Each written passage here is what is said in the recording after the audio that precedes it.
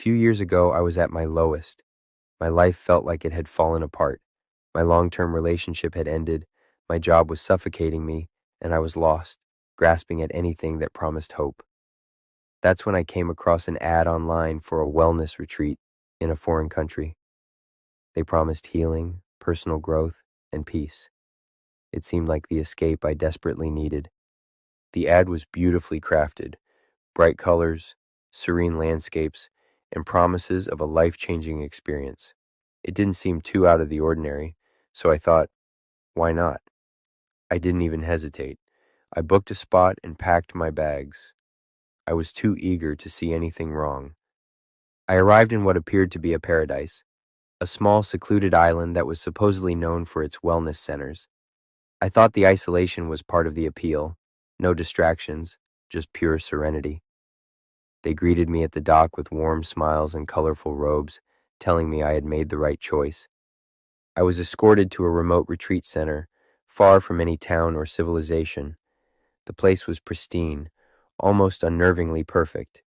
It was isolated, surrounded by dense forests and cliffs that looked out over the ocean. There were no cars, no public transport, and only a few small hidden cabins scattered around the property. At first, I felt at ease in this tropical paradise, at least until I realized that the entire island felt like a prison I couldn't leave. The group I joined was small, and the leader, Luna, was magnetic. Her words were laced with wisdom, promises of true awakening, peace, and divine connection. I was captivated by her serene presence and the other members, who seemed to be on a different plane of existence. They had an almost eerie calmness about them, their eyes too focused, their smiles too perfect. In the beginning, the rituals seemed innocent enough: meditation, yoga, and group discussions about self-discovery. I figured it was just another wellness retreat where people could heal and find themselves. But then came the advanced workshops, secretive gatherings held deep into the night. They spoke in low, hypnotic tones, talking about the higher power that would guide us, the importance of surrendering control, and the need to sever ties with anyone who didn't understand our journey. The rituals became more elaborate: strange chants in an unfamiliar language, sacred dances, and hours-long group meditations where the members would get in a trance-like state, holding hands and swaying in unison. Something about it began to make me uneasy, but I couldn't leave. I didn't want to be seen as weak, so I stayed, convincing myself it was just part of the process. Then one night, Luna invited me to a special ceremony. I was told it was a chance to connect with the divine in the purest way. It sounded beautiful, almost too perfect, but something deep inside me screamed that I shouldn't go. Still, I followed.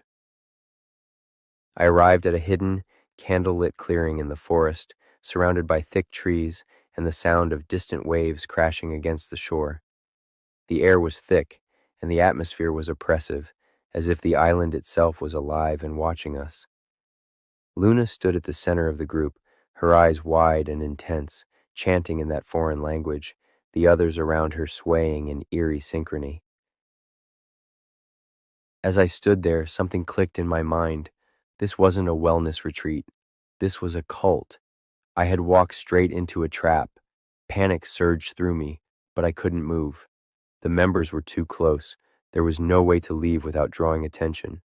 I looked around desperately for a way out, but the path was blocked by towering trees, and the ocean was too far to reach. I felt like I was in the middle of nowhere, a place that no one would find me if I vanished. I needed to get out. I had to get out. But my escape wasn't as simple as just walking away. The group was watching me now. Every time I tried to move, I felt their eyes on me, the collective energy of the group pressing in. The realization hit me hard. I was trapped. The island was isolated, and there was no way to reach civilization. I had no phone, no way to contact the outside world. The cult had made sure of that. I realized at that moment that if I didn't act quickly, I might never leave. I had to find a way off the island, and I had to do it fast. I feigned exhaustion, telling Luna that I needed rest and that the ceremony was too much for me. She smiled, but her smile didn't reach her eyes. She nodded slowly and told me to retreat to my cabin. I made my way to the cabin as quickly as I could, but my heart was pounding in my chest. I locked the door behind me and frantically looked for an escape route. There were no phones, no vehicles, nothing that could help me. The isolation was suffocating. The island was a labyrinth, and I was trapped inside it. In a state of panic, I decided to take a chance. I knew there was a small boat dock on the other side of the island, one that was used to transport supplies. I had no idea how I would make it there without being caught, but it was my only hope. I waited until the dead of night, when the group's energy was focused on their rituals. I slipped out of my cabin, creeping through the dense jungle, my heart pounding in my ears. The sounds of the island, the rustling of trees, the crashing waves, seemed to get louder with every step. I couldn't afford to make a sound. I made it to the boat dock, but when I reached it, my worst fear was realized. The boat was gone. They had planned for this. They knew that I might try to escape.